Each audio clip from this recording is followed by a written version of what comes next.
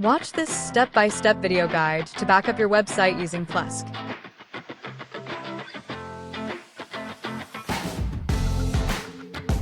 Enter your username and password to access the Plesk control panel. In the Websites and Domains tab, find the domain you want to back up and click on its name. Scroll down and click on Backup and Restore.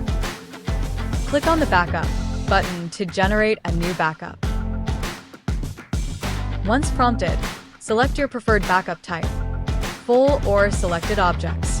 Set your options, then click OK to initiate the backup.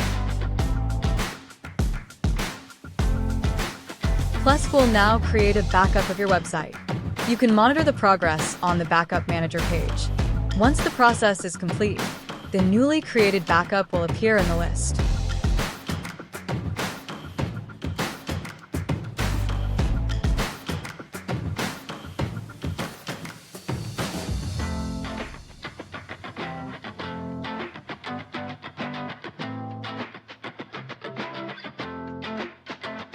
Once the process is complete, the newly created backup will appear in the list.